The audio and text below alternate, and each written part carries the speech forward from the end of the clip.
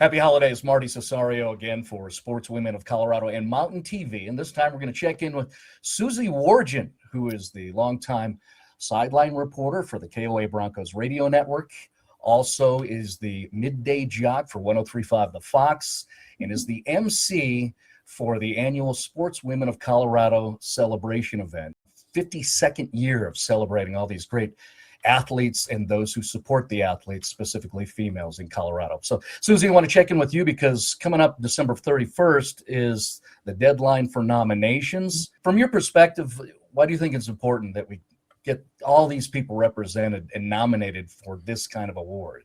Well, thank you for having me, first of all, Marty. I appreciate it. It's so good to see you and talk with you. It's really important because we need to know about women and supporters of women athletics because we can't know everything. Even in today's age, when there's so much on social media and there's so much on the internet, it's almost too much sometimes. And so you can't grasp who's out there, who are we missing? Who are we missing from the smaller parts of our state where we don't have that kind of saturation? You know, Western Slope, there's people in Durango, there's people, you know, south in Pueblo or way north in Fort Collins or out east. And so we need to know about those female athletes and the supporters of female athletics because otherwise we just don't know. And they should be celebrated just like anybody else in a bigger market is celebrated, but we have to know about them in order to get them on our radar. Susie Wargin has a lot of credibility with Sportswomen of Colorado. She's been on the selection committee forever and is the longtime MC of the celebrations event, which I think, Susie, when I watch you, I think of your unique position of these amazing people get called up on stage, and you're the only one up there who really gets that perspective like, wow, not in uniform. There's the woman that she is right there. You got to be like impressed every single time one comes up. Every time, Marty. And so I get to read all of these paragraphs about women who should probably have chapters and books written about them, but it's a paragraph, a synopsis of what they've done in the year that we're honoring them. And it's really cool to read what they've done and just sit there and go, oh my gosh, are you kidding me? She did this, she did that. She's amazing at this. Or even, and we've had he's because we've had lots of coaches and he's that have been contributors to female athletics.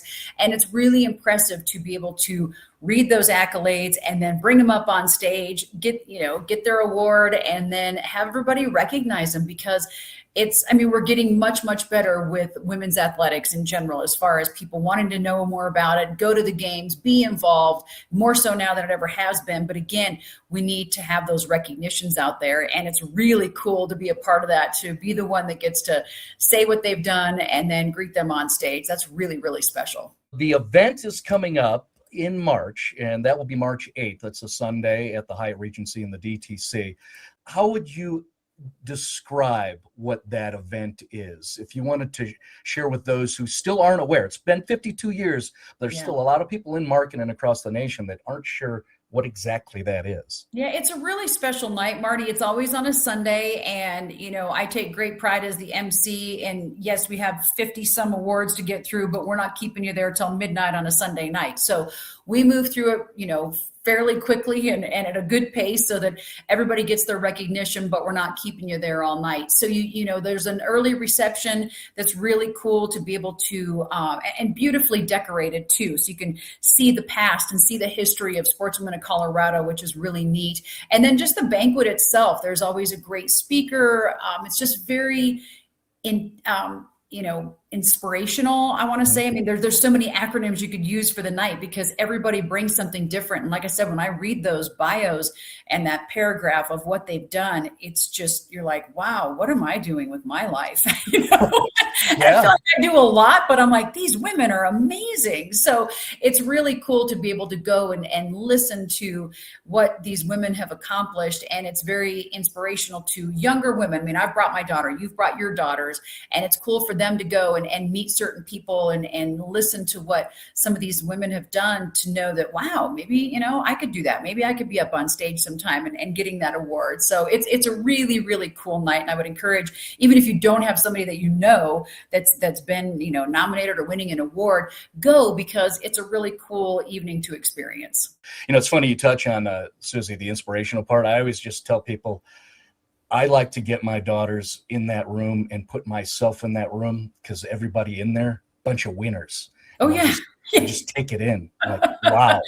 Absolutely. Absolutely. You know what I heard? I emceed Garrett Bowles' event last week, and he said that one of the best things that his uncle told him is you are the 5 people you surround yourself with. And so if you think about that, and I was like, well, that's pretty intelligent for an offensive lineman because you have 5 guys in the O line. And so, you surround yourself with good people and you're in a good place. But I think it's very true who you surround yourself with or who you make a point to, be around and model yourself after, those close 5 people. And it could be in an event like that, it makes a big difference and can really spark a thought or spark some type of motivation for your own life.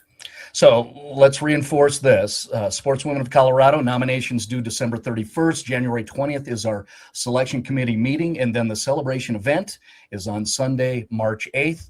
And all throughout that time, Susie Wargin will be chasing our NFL football squad. We got to ask you, you're the sideline reporter. It's been a pretty good season. Why do you believe the Broncos are going to have success as they move into postseason? Well, we're coming off of that loss to Jacksonville the day after you and I are taping this. So we have that. But I do think, it probably wasn't sustainable to keep going and keep winning, all the way through the regular season. At some point, there maybe needs to be a little bit of a lesson learned. Let's make sure that we're not thinking too much. And I don't think they were at that point, but I think there were times in the game on Sunday where you're like, could have done that a whole lot better. And they know that. They were very open and honest with it after the game. So now it's time to get right, get back in the swing of things for the final 2 games, make that push to win the AFC West, maybe even hopefully be the number 1 seed in the AFC, which would be great. But it's a really, really good team. And it's a team that's very cohesive, very together. Offense, defense, special teams, they all celebrate each other, which a lot of times you don't see that a lot with a professional football team where you've got all 53, rooting for each other. There's usually a straggler here or there, or a straggler that has 5 detractors that kind of hang out with the straggler. And there's some kind of toxic weirdness going on. And we see it a lot with teams, which is too bad. But this is a team where they just don't have it. Sean Payton doesn't stand for it. So he's kind of changed the culture there, and they're really together. And I think if they can keep that going, they don't forget how to tackle and things like that, we're going to be able to do okay and get far in the playoffs. And who knows where we can go. It'd be really cool to be back at Levi Stadium 10 years after Super Bowl 50, where the Broncos won their last one. That would be pretty spectacular. A lot of storylines. I like to source Susie because she knows, as I do, the same role for Colorado State football. Yeah. You see, hear, feel things a little bit, in a different way different. than folks who are in other spots around the stadium or at home. So I always trust sourcing you. And I'm with you too. Take a little hit, check yourself down, a little bit of levity. We'll be good. I trust the D. Go Broncos. Go Sportswomen. Go Broncos. Go Sportswomen. Absolutely, Marty. Thank you for supporting Sportswomen of Colorado. They've been telling these stories for over 50 years, and they're just catching up.